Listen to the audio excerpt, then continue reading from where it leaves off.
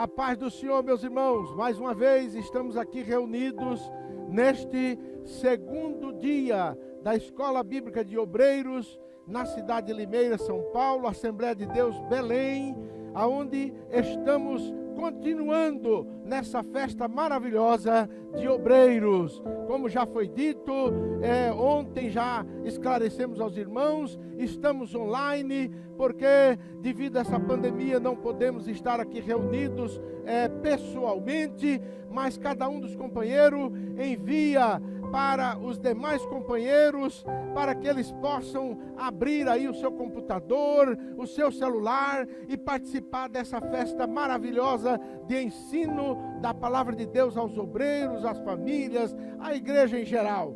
Hoje, dia 22, terça-feira, nós estamos participando com o pastor Jonas Rodrigues.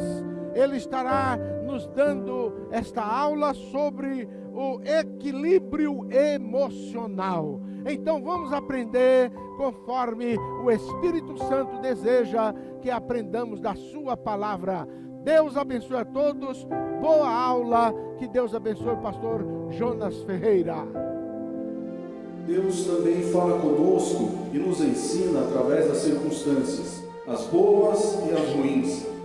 Nós devemos ter cuidado para não julgar o Senhor estando em meio a coisas ruins. Esta foi a lição que determinado pai aprendeu quando seu filho de 16 anos foi diagnosticado com um tipo raro de câncer.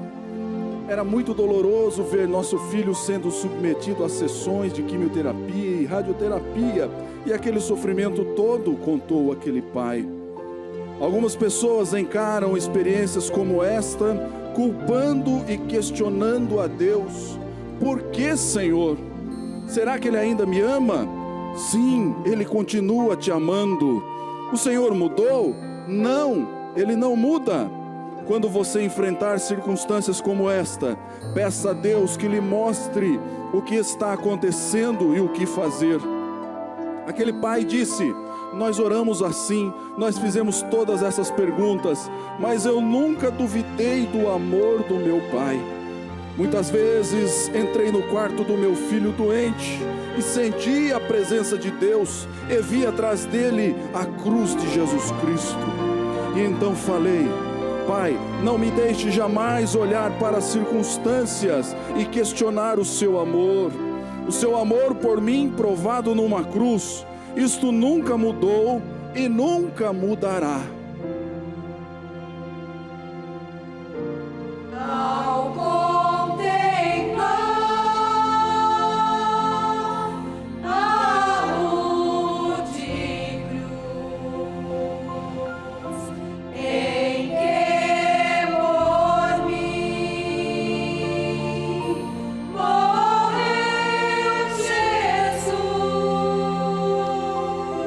Minha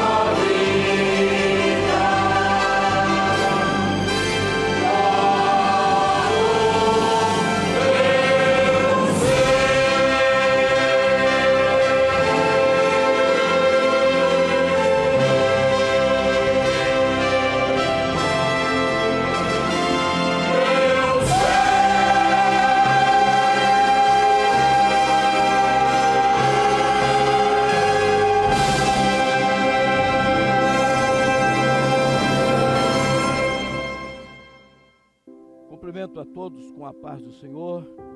É com muita alegria que estamos nesta data na nossa Escola Bíblica de Obreiros para ministrar a palavra do Senhor. Quero, em primeiro lugar, agradecer a Deus por esta tão importante oportunidade.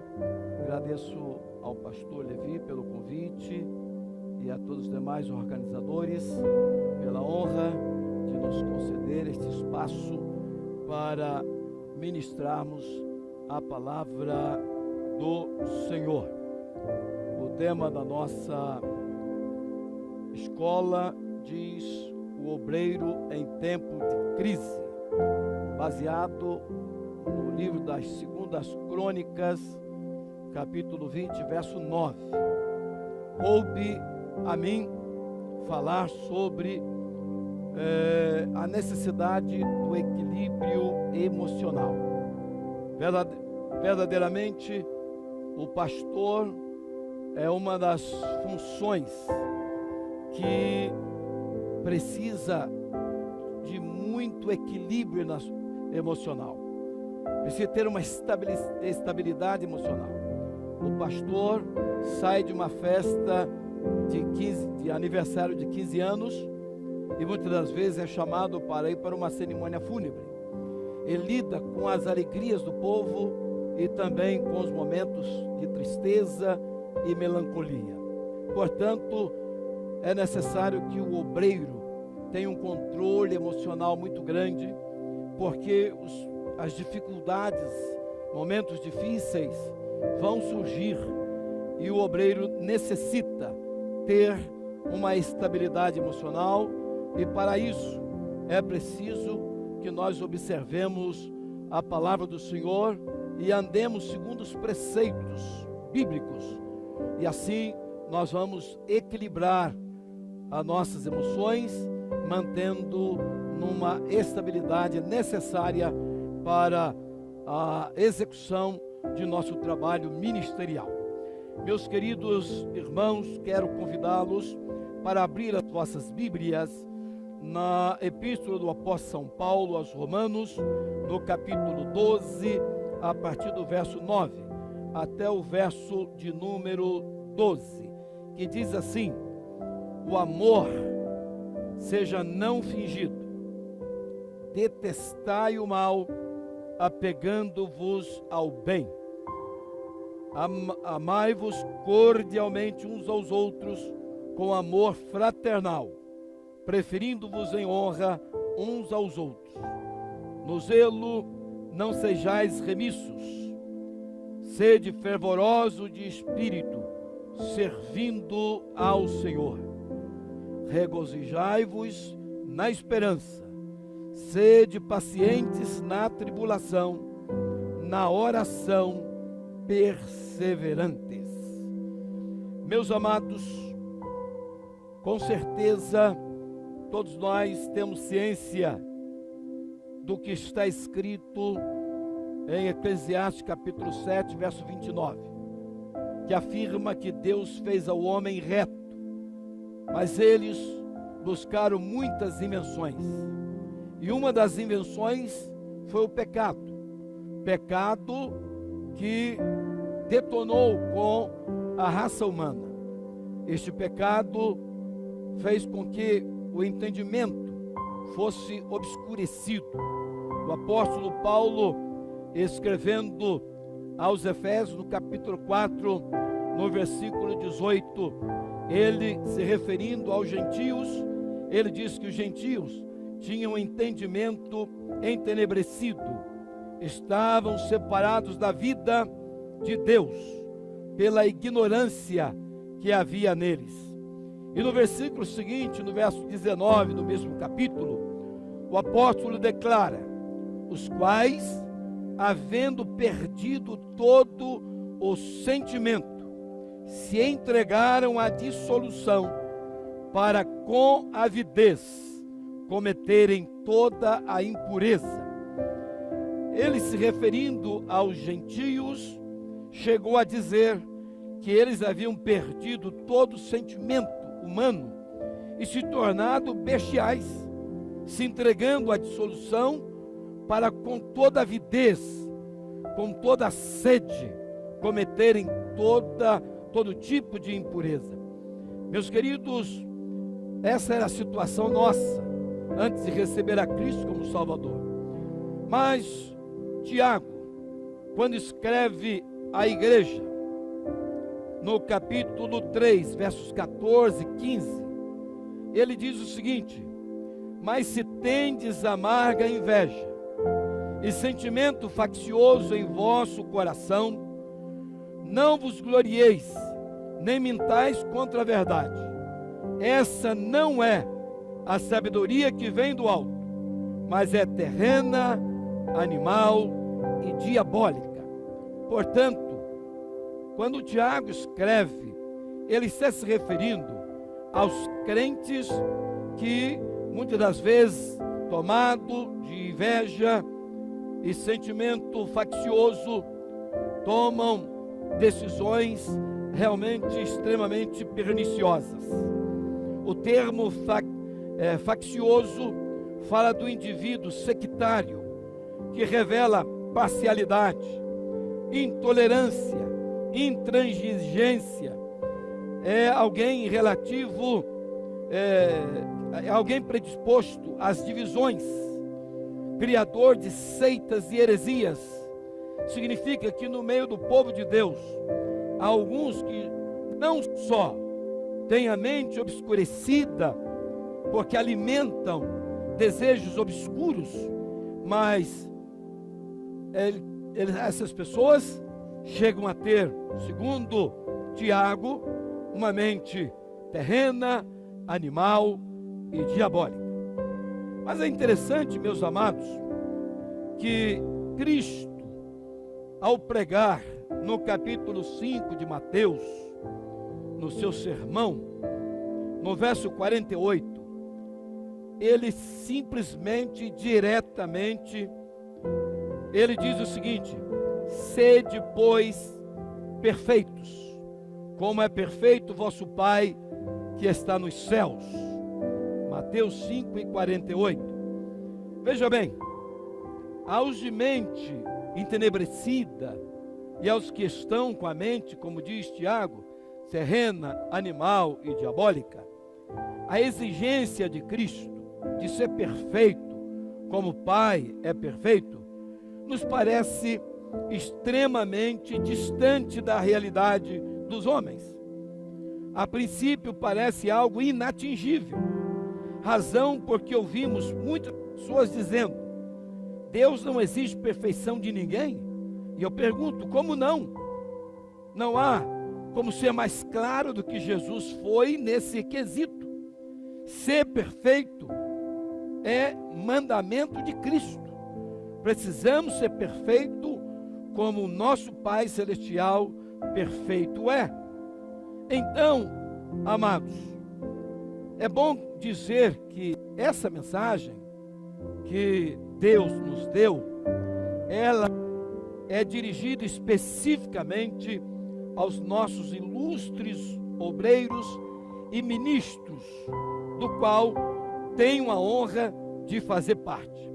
E entendo perfeitamente que pertencemos à classe de crentes que deveriam ter atingido a maturidade espiritual.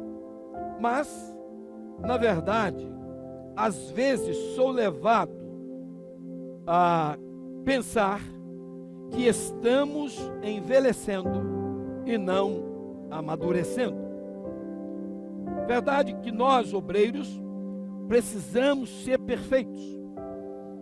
E o pior é que temos consciência que não somos. E como sair dessa posição incômoda em que nos encontramos? Exatamente entre dois extremos. O fato de que somos, mas não somos o que deveríamos ser.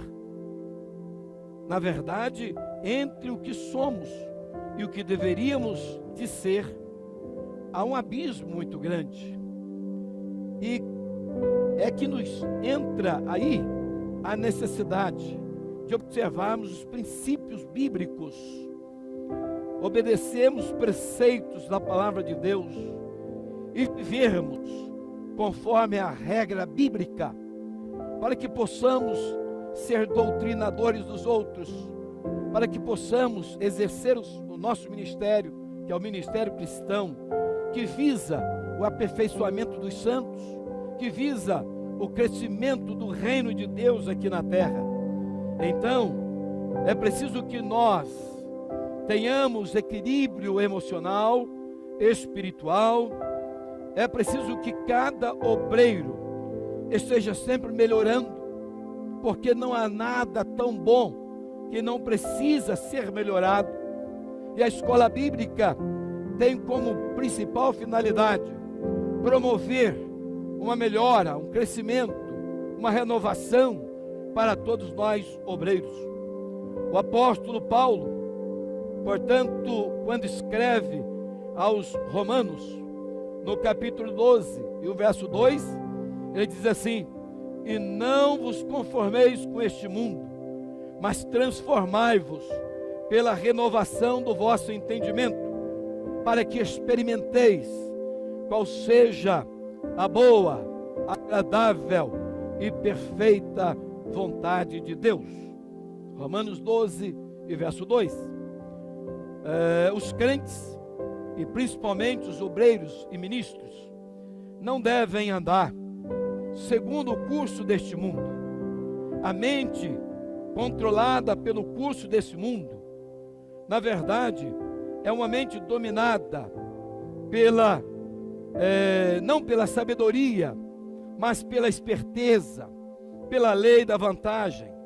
Ela é totalmente mundana, ela desconhece totalmente os valores e os princípios bíblicos. E nós, que somos regidos pela palavra de Deus, não podemos andar em conformidade com este mundo. Diz o texto: e não vos conformeis. Meus amados, por isso, aos que se converteram a Cristo, e principalmente aos que foram chamados para o ministério cristão, é grande a necessidade de construirmos uma estabilidade emocional, uma estabilidade espiritual, de chegarmos à maturidade espiritual, porque Deus nos disponibilizou tanto os dons espirituais como os dons ministeriais, e ainda nos deu uma regra que nos capacita para o exercício do ministério.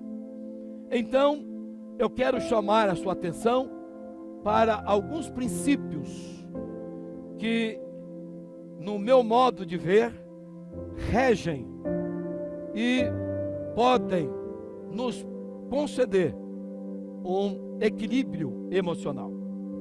Primeiro ponto que eu quero abordar é o primeiro verso que lemos nesta noite, que diz o seguinte, verso 9 do capítulo 12 de Romanos, diz o seguinte: o amor seja não fingido. Amados, o amor verdadeiro, o amor divino, ele é qualificador das relações. O amor divino, ele é basilar.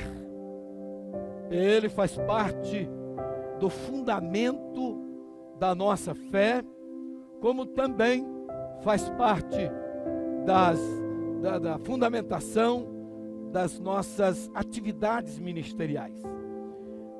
Na verdade, não há como exercer o ministério se não estivermos embasados no amor de Deus.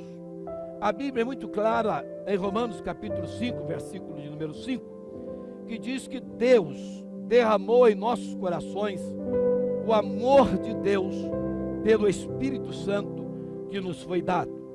Ora, se temos o amor de Deus que foi derramado, isso dá uma noção de abundância. Então, o obreiro, o crente, é alguém que abundantemente tem o amor de Deus em seu coração, em sua vida. E as nossas atitudes, sejam elas certas ou erradas, jamais vão alterar o amor de Deus. Por exemplo, Deus se alegra quando o crente obedece a sua palavra e anda em santidade.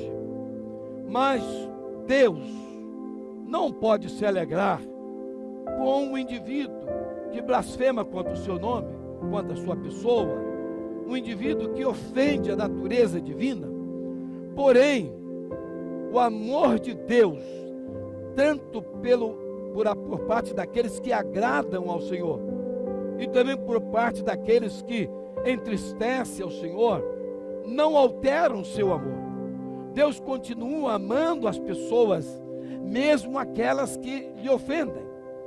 E eu quero dizer para você que Deus é imutável, e o seu grande, infinito e inexplicável amor também o é. Será que o amor com que fazemos a obra de Deus é o amor ágape, o amor divino, o amor de Deus, o amor verdadeiro? Ou nós amamos por conveniência? Ou amamos porque as pessoas nos amam? Se o nosso amor é verdadeiro, por que não suportamos, às vezes, simplesmente alguns que discordam do nosso pensamento? Deus tolera, aliás, Deus sustenta a vida daqueles que blasfemam contra Ele. E Ele que dá, é Ele quem dá o oxigênio para o ateu dizer que não crer na existência de Deus. Então a vida do ateu é sustentada pelo amor de Deus. E por que nós, obreiros, não podemos tolerar, talvez, um descontentamento, uma discordância do nosso posicionamento? É preciso que nós tenhamos aí uma estabilidade emocional, porque quem lida com o ser humano, lida com conceitos diferentes, pensamentos diferentes, posicionamentos diferentes. É preciso que o obreiro tenha estrutura suficiente para lidar com aquele que lhe é contrário, com aquele que muitas das vezes trabalha até mesmo contra ele. Mas ele deve permanecer firme, mesmo assim, amando essa pessoa. Não podemos esquecer dos ensinamentos de Jesus que disse: amai vossos inimigos. Então, se nós não podemos amar aqueles que são nossos irmãos na fé, como amaríamos o inimigo? Significa que nesse caso, se nós não conseguimos amar alguém que está na igreja e discorda do nosso pensamento, do nosso posicionamento, como nós amaríamos o inimigo? Este amor com que estamos fazendo a obra de Deus, então, não é um amor divino que foi derramado em nossos corações. Pode ser um amor humano, um amor carregado da hipocrisia humana. Alguém que está fazendo de conta que ama, mas na verdade o seu amor não é verdadeiro. E eu quero que você preste atenção, porque a mensagem que eu estou pregando, ela não é minha. Essa mensagem, ela é de Deus. Eu estou apenas transmitindo a você e também para mim, que preciso aprender o que estamos observando nesse texto sagrado. Se o nosso amor, portanto, é verdadeiro, nós vamos, na verdade, tolerar, nós vamos amar, nós vamos dedicar o nosso serviço cristão a estas pessoas também.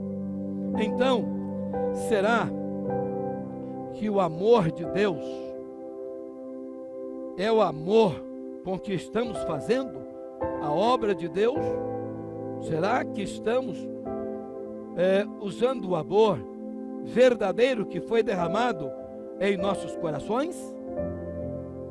Há alguém, inclusive obreiros, que se considera sincero e justo quando diz: eu amo a quem me ama e odeio a quem me odeia. E chegam a dizer: comigo é assim, bateu, levou. Isso não é ato de justiça e muito menos amor. Não é justo o obreiro que procede desta maneira. Esse obreiro está precisando rever o seu posicionamento como ministro, como obreiro da casa de Deus. Na verdade, quem muda de posicionamento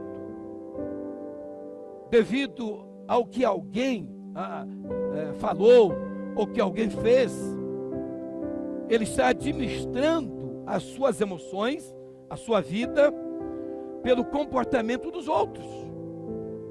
Quem age assim não tem um padrão de vida cristã. Num momento parece amar, em outro demonstra ódio. Deus não deixa de amar quem lhe ofende. Então, ame a todos que estão na sua congregação, que estão no seu grupo, porque estou falando a líderes de grupos, líderes de jovens, líderes de senhoras, enfim, toda liderança precisa ter suporte emocional e estrutura espiritual para suportar ataques que vêm do exterior, mas ataque que surge dentro da nossa comunidade cristã. É preciso que nós equilibremos tudo com o amor de Deus. Por isso, irmãos, alguém pode até dizer assim: mas isso é muito difícil. Mas quem disse que seria fácil? Nunca foi dito que nós teríamos uma vida fácil. A Bíblia diz: porfiai por entrar pela porta estreita, porque estreita é a porta e apertado é o caminho que conduz à vida eterna. Então, nós temos que esperar que crises não vão faltar durante o exercício de nosso ministério. Eu quero que você preste bastante atenção. Quando agimos dessa forma, demonstramos que não somos coerentes com os valores e princípios cristãos. Muito pelo contrário, demonstramos agir com uma mente terrena, animal e diabólica. Mas nós somos chamados para ter a mente de Cristo. A Bíblia diz: mas nós temos a mente de Cristo. Ora, se temos a mente de Cristo, devemos ter o mesmo sentimento que houve também em Cristo. E Cristo, você analisando o seu ministério, a sua vida terrena, ele nunca desequilibrou, ele nunca perdeu o seu equilíbrio, porque ele era um homem extremamente sensato. E eu quero que você entenda que ele é o nosso referencial, ele é o nosso modelo, como obreiros, como seguidores de Jesus, discípulos. Agora, anote aí o que eu vou falar. Quando um obreiro não tolera uma crítica que sofre, feita muitas das vezes por um companheiro ou por um auxiliar, pode discordar de um posicionamento do seu pastor e acaba deixando escapar algumas palavras nesse sentido. E quando o pastor fica sabendo do que foi falado pelo seu auxiliar, ele não consegue mais disfarçar. O seu sangue ferve na hora, o seu coração acelera e ele recebe uma sobrecarga de tensão emocional. perde por completo, pelo menos momentaneamente, aquele equilíbrio. E depois disso, o pastor vai para casa e chega, pega a Bíblia, vai meditar na Bíblia. Se fosse para obedecer os preceitos da Bíblia, seria extraordinário, seria maravilhoso. Mas o objetivo dele ao ler a Bíblia agora é encontrar um texto que facilite atingir do púlpito aquele companheiro que disse tais palavras com relação à discordância do seu posicionamento.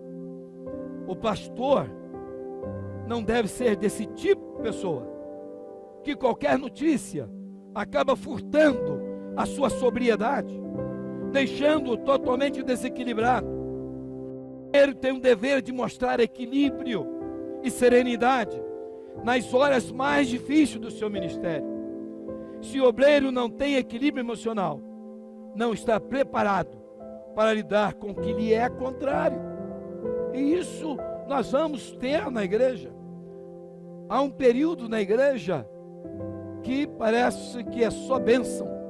A igreja está em crescimento, há um avivamento, há realmente uma harmonia, mas às vezes surgem determinadas crises que muitas das vezes não se esperava, não estava preparado para tais coisas. Mas o obreiro precisa entender que Jesus disse: no mundo tereis aflições, tende bom ânimo, eu venci o mundo, disse Jesus. Então, meus queridos, precisamos ser como sândalo que perfuma o machado que lhe fere. Vou repetir, você talvez não prestou atenção. Nós, obreiros, precisamos ser como sândalo que perfuma o machado que lhe fere.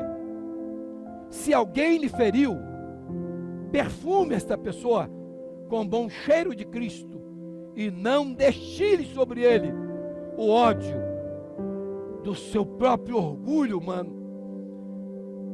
Na verdade, a pessoa que usa um texto bíblico e o púlpito da igreja para atingir indiretamente alguém com quem ele está aborrecido, esta pessoa pode até pensar que está pregando o evangelho do príncipe da paz, mas na verdade ele está destilando o veneno do seu próprio ódio, do seu próprio orgulho. Ele está pregando ódio, pregando desamor. Ele pode estar provocando uma guerra, porque na verdade, covardemente, se esconde atrás de um púlpito para atingir as pessoas. A verdade é que o obreiro, quando tem problemas pessoais com alguém, ele nunca deve usar o púlpito para isso, mas chamar em particular, no gabinete, numa sala, ou mesmo fazer uma visita a esse irmão e conversar pessoalmente com ele sobre aquela questão particular. Os demais membros da igreja não têm que ouvir as suas queixas contra quem quer que seja, porque os crentes estão na igreja para ouvir a pregação do evangelho, para ouvir o que a Bíblia diz. Eles precisam ser alimentados com a mensagem de Deus para as suas vidas e não precisam ouvir desabafo de quem quer que seja. Então, amados, prosseguindo, alguém pode, estou repetindo, dizer: isso é muito difícil. Mas, como eu já disse, ninguém disse que seria fácil. Nós não somos chamados para sermos paparicados, não fomos chamados para sermos bajulados, e sim, fomos chamados para seguir a Jesus. E como Jesus iniciou o seu ministério? Jesus iniciou seu ministério chamando as pessoas cansadas e oprimidas para entrar no jugo com Ele. Observe que Jesus queria abraçar todos aqueles que lhe eram contrários, os bravos, os valentes, os desobedientes, os rebeldes. Jesus queria que eles se colocassem num jugo, o jugo de Jesus, e andassem algumas milhas com Jesus, que por certo, Jesus ensinaria a ser mansos e humildes. Agora, se você quer lidar com pessoas mansas e humildes, abraça essas pessoas, leva elas para junto de si, como Jesus realmente promete quando faz esse chamamento para a salvação.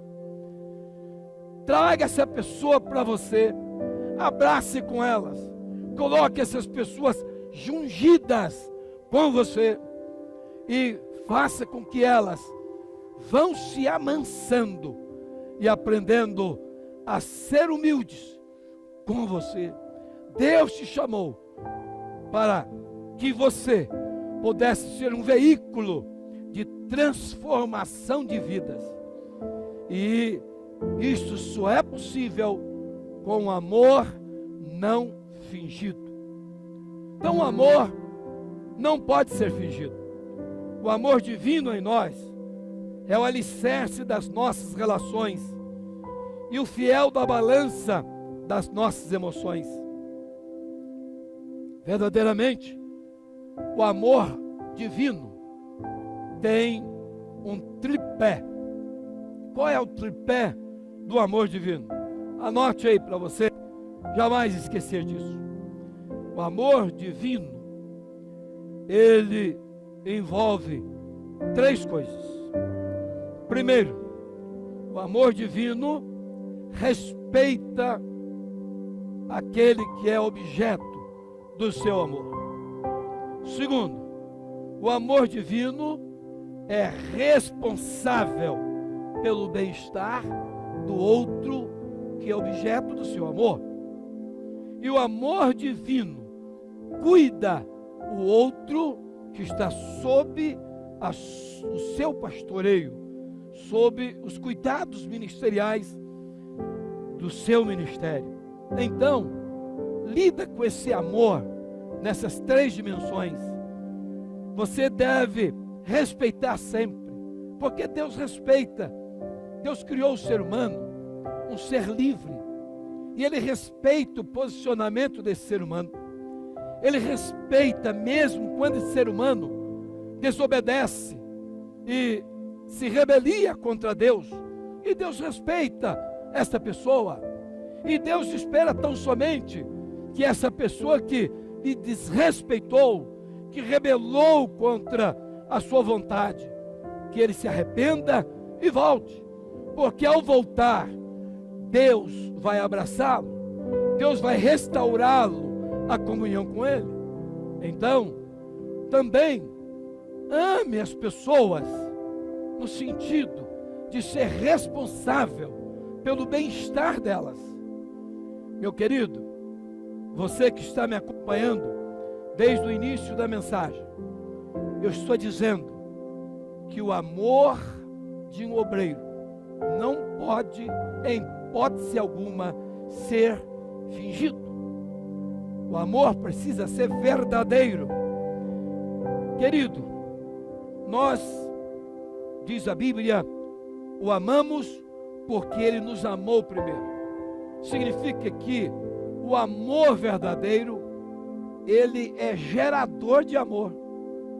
Significa que quem ama com o amor de Deus não precisa exigir amor de ninguém, pois a resposta do amor é amor. Quem ama será amado. O problema é que há muitas pessoas que não amam, mas querem ser amadas, que não abraçam, mas querem ser abraçadas, não afaga ninguém, mas querem ser afagados. Deixa eu te dizer uma coisa: se você quer ser abraçado, abrace o seu companheiro. Se quiser ser amado, ame as pessoas, porque Deus nos amou primeiro, e o nosso amor é uma resposta ao grande e infinito amor de nosso Pai Celestial. Então, querido, o que quereis que os homens vos façam, fazei vós também. Esse é o mandamento de Jesus.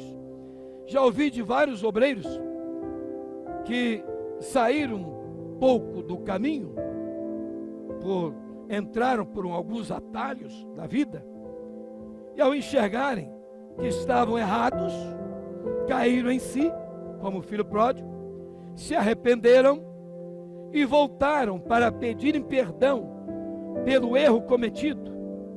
E nesse momento de humildade, de contrição e de arrependimento, eles ouviram do seu pastor: você pode voltar, mas vai ter que entrar no final da fila. Tudo bem, respeitamos o posicionamento de qualquer pastor, mas devo dizer que Deus não age assim. E quem age com o amor de Deus, por certo, também não agiria desta forma. Sabe por quê? Porque quem se arrepende não precisa ser punido. Quem se arrepende precisa ser perdoado. Como nós queremos punir uma pessoa que se arrependeu? Ora, por que final da fila? Deus, falando através do profeta Jeremias a um povo desobediente e rebelde, Deus disse para os filhos de Israel, no capítulo 4, verso 1 do livro do profeta Jeremias, ele diz o seguinte: se voltares, ó Israel, diz o Senhor, para mim voltarás. Se voltares, para mim voltarás.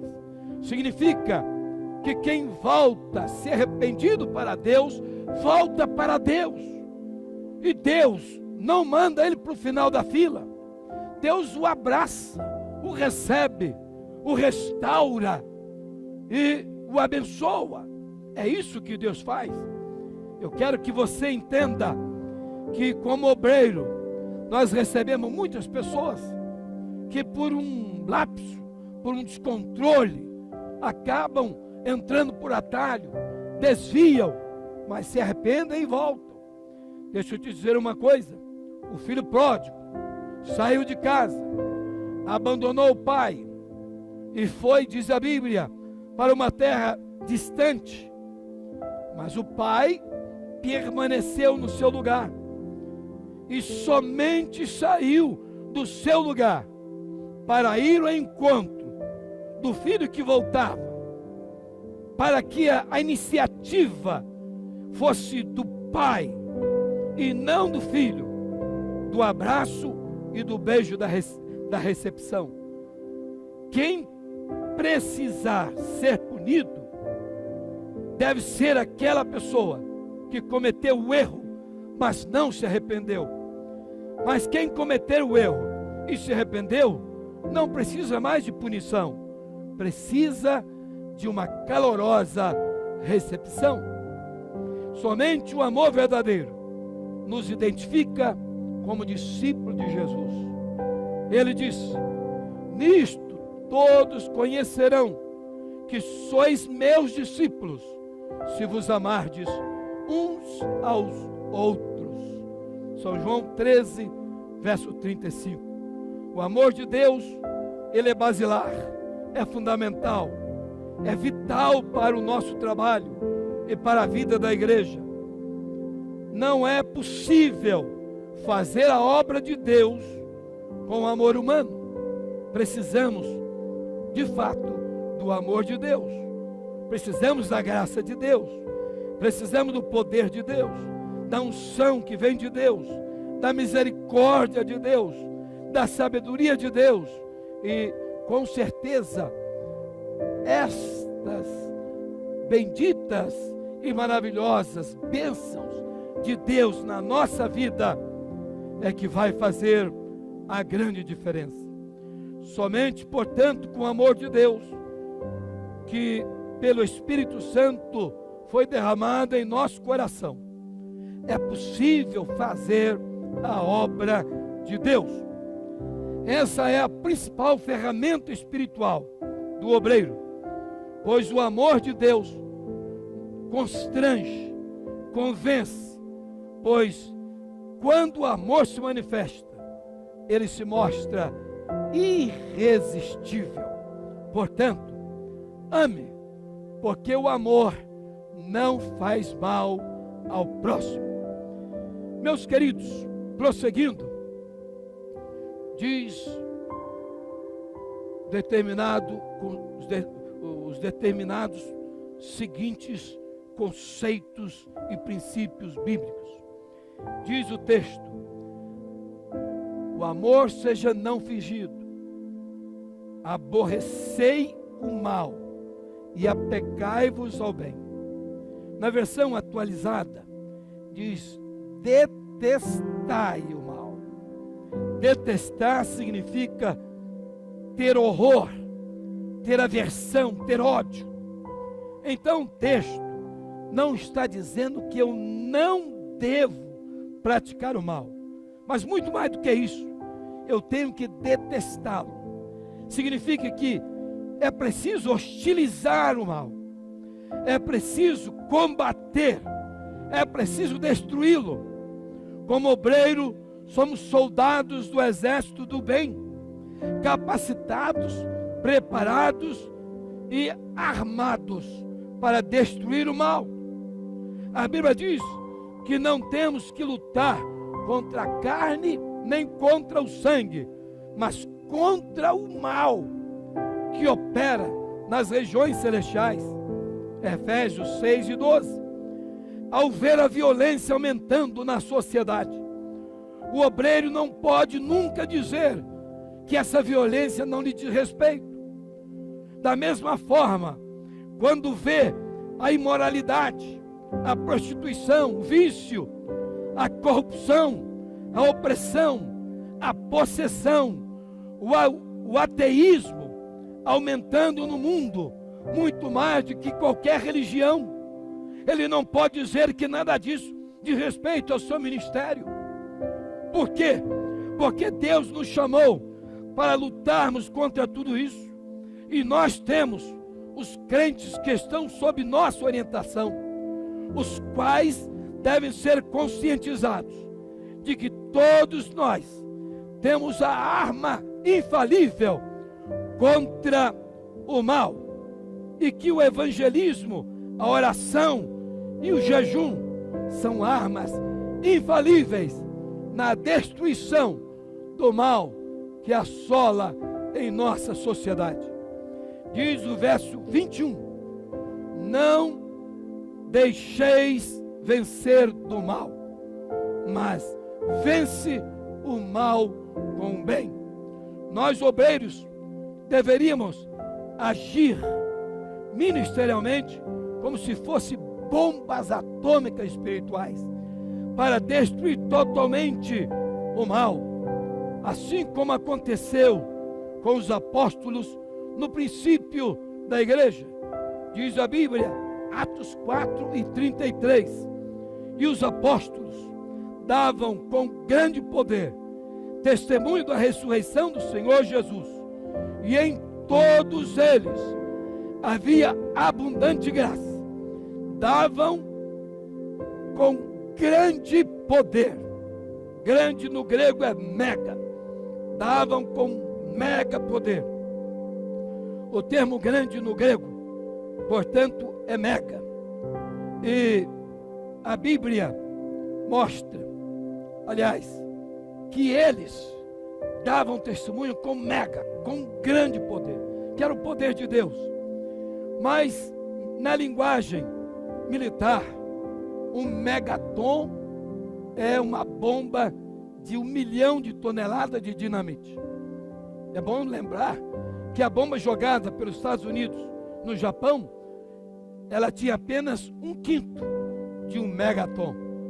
E nós precisamos dar testemunho com o mega poder de Deus também. Nós, na verdade, somos continuadores do trabalho apostólico. Então, somos soldados do exército do bem. Precisamos destruir o mal que está assolando em nossas ruas, em nosso bairro e em nossa cidade. E para encerrar, termina o versículo dizendo: apegai-vos ao bem. Deus é o nosso supremo bem. Devemos apegar, nos prender, colar com Deus. Apego significa afeição acentuada a alguém. Ora, se Deus é o nosso supremo bem, é a Ele que temos que nos apegar. Observe que não devemos passar a vida dando toques em Jesus, e sim apegarmos de tal maneira que colemos para nunca mais existir sequer uma brecha entre nós e Ele. E foi o próprio Senhor que orou para que nós formássemos uma unidade com Ele. São João 17. E nós precisamos nos tornar cada vez mais íntimos do Senhor, dependente do Senhor 100%. E com certeza nós precisamos amar cordialmente os nossos irmãos e não ser vagarosos no cuidado, e sempre fervorosos no espírito, servindo ao Senhor. Que Deus lhe conceda a bênção de continuar servindo ao Senhor com todo fervor, com alegria, com disposição, sabendo que o Senhor é contigo por onde quer que andares. Você que está me ouvindo, eu convido a você, ao encerrar esta mensagem, eu lhe convido para que todos nós tomemos uma atitude de melhorarmos no exercício do nosso ministério. Estamos na reta final da igreja, estamos chegando ao final dos tempos e precisamos fazer com que o evangelho puro e imaculado de Jesus seja a essência da nossa pregação. Não podemos esquecer da cruz. Spurgeon e muitos outros pregadores já disseram, já falaram da importância de centralizar a cruz na nossa pregação. Alguém disse que se a cruz não for o centro da nossa pregação, a nossa religião não pode ser chamada de cristã. É preciso voltarmos à cruz, ao verdadeiro evangelho. Que Deus te abençoe, que Deus lhe dê graça. E se você quiser, neste momento, quando for orar ao Senhor por sua vida, pelo seu ministério, pela sua família, você deve permanecer durante toda esta semana ouvindo todas as demais mensagens que serão pregadas ainda, porque o objetivo dessa escola é dar sustentação a todos nós obreiros, para sabermos e termos condições de superar no momento de crise que surge em nossa vida e na vida de todos aqueles que nós amamos. Que Deus te abençoe.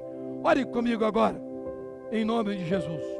Maravilhoso Deus, Pai nosso que estás nos céus, neste momento agradecemos, Senhor, por esta rica oportunidade que o Senhor nos concedeu de mais uma vez, Senhor, ministrarmos a Tua palavra.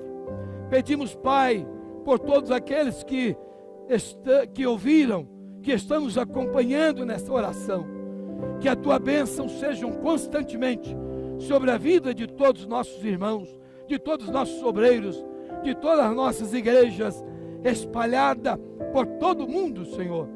Abençoe o ministério de nosso companheiro, Permita, Senhor, que todos nós podemos fazer como ensina a Tua palavra, que devemos, Pai, priorizar a honra do nosso irmão em, vamos dizer assim, colocando em primeiro lugar, e que nós possamos assumir a segunda posição, mas desejamos a honra dos nossos companheiros e a alegria de tê-los conosco para juntos fazermos a grande obra do Senhor.